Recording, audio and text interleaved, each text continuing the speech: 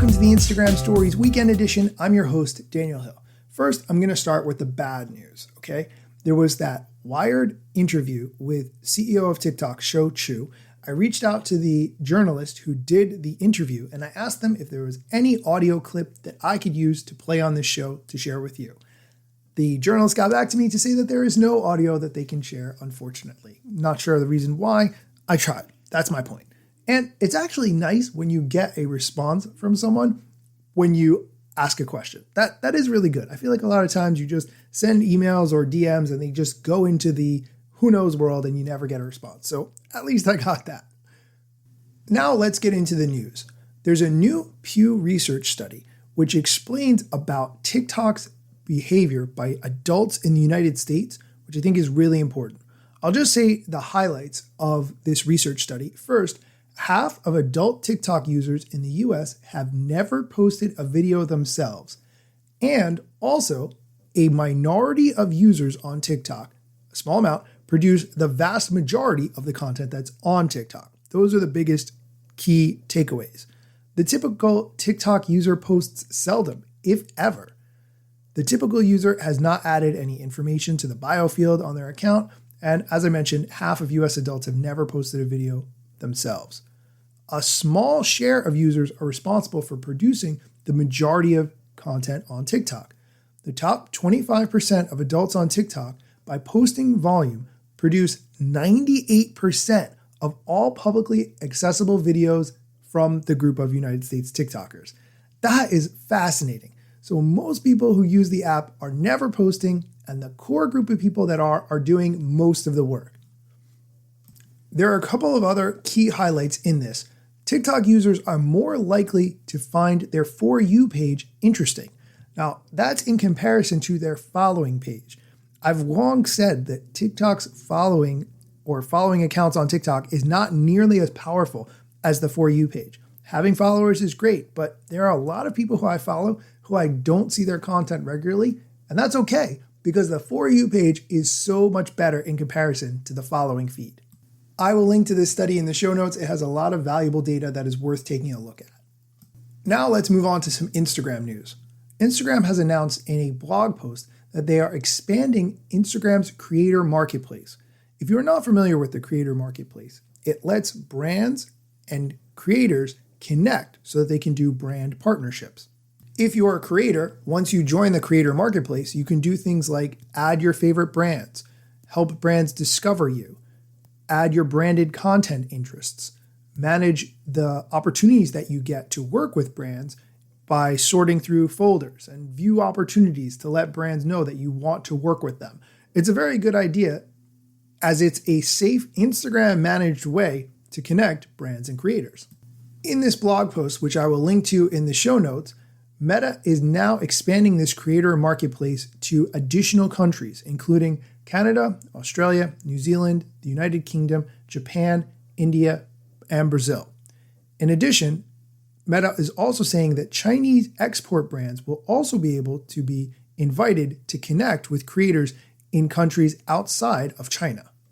I will link to this blog post so you can read more about it, and of course, you can always access the Instagram Creator Marketplace inside Meta Business Suite. We are going to take a quick break. When we come back, I'm going to play a clip from one of my favorite YouTubers breaking down Mr. Beast's YouTube strategy. So stick around. And we're back. A couple of weeks ago on this show, I talked about how I went to see YouTuber Casey Neistat speak a few months back at the B&H Expo in September in Manhattan. It was at the Jacob Javits Center. He gave an awesome talk. I was in the front row. And I talked about how he explained Mr. Beast's strategy. And then I sort of explained it in the best way that I could. I recently got a message from a listener who also coincidentally happens to be named Casey, asking me for more information about Mr. Beast's strategy. And I figured it would just make a lot more sense if I played the clip on this show. So I'm going to give a couple of minutes to YouTuber Casey Neistat. If you're not familiar with Casey's work, he does vlogs all over New York City. They're amazing. I love his videos so much. But in this, he talks about his view of YouTube and how he views it as art, but he explains Mr. Beast's strategy. Here's the clip. It's Rick Rubin. You guys know who Rick Rubin is, right? Come on. greatest music producer of all time. This quote from him is, "The time for commercial considerations is after the work is complete." And that sentiment is religion for me. And what that means is the only kind of creative endeavors that I choose to do, what I love, the work that speaks to me the most, is the kind of work where you put your head down and you say, how can I tell the best story? What is this that I'm trying to communicate? How can I do that the best? And then once that's done, once you've achieved that, once the song is laid down, the video is done, your movie's complete, then you say, okay, how do we actually make money off of this? And that's what I believe in. That's what I subscribe to. That's what I do. That's why I do what I do. And when I refer to the conflict that is the Mr. Beastification, what he does is the opposite of that. What he does is the very opposite of that. He has a team of geniuses that break down his videos second by second to break down when was the peak engagement? Okay, when did we lose engagement? All right, what was happening in that moment? How do we get rid of that? It is this scientific approach to making videos that has worked when it comes to really garnering views and making this incredible business and industry that he has uniquely created. I commend him for that. But that's not why I'm in it at all. And I have such conflict with that because it's tough because I too want to make a living. Views matter. Like anybody who says, like, I don't care what the views are. There's two kinds of people in this world, those who care about their views and liars. It hurts when you don't get the views, but at the end of the day, it is the work that you have to stand by.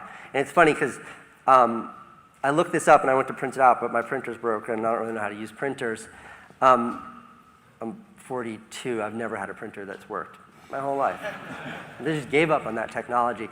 But I looked up all of the movies in the last 20, 30 years, it's on Wikipedia, that were the highest box office earners of the year versus the movies that won the most Academy Awards. Zero correlation. Zero. Meaning that the movies that we appreciate for their artistic contributions to the universe never align with the movies that the most people show up and pay for to see. Like, Transformers can make $1 zillion, that's great. It's not changing anyone's lives. It's not impacting you. So if that's what you're attracted to, and if that's why you're in it, God bless. And when I say that, I mean if views are your goals, if to be Mr. Beast and have the wealth and the amazing things that he's built and accomplished, that's why you're in it, then God bless. But that's not why I'm in it. And I don't understand that. And that's not for me. Why I'm in it is to make something that I think matters.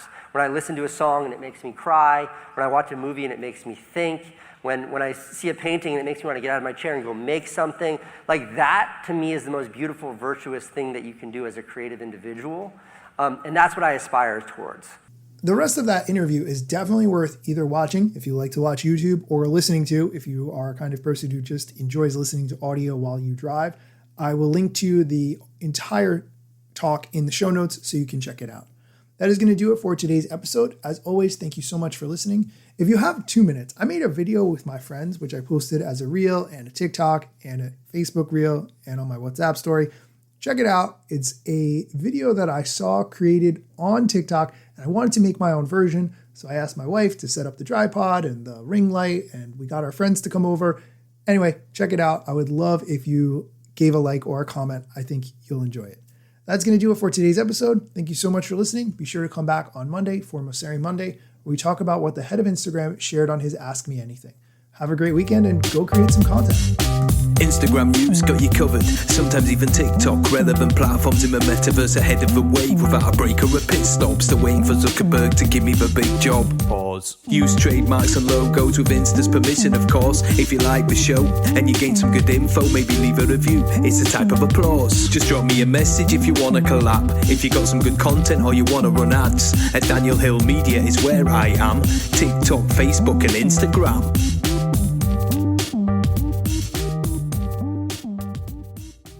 Oh, hey, thanks for sticking around all the way to the end of the episode.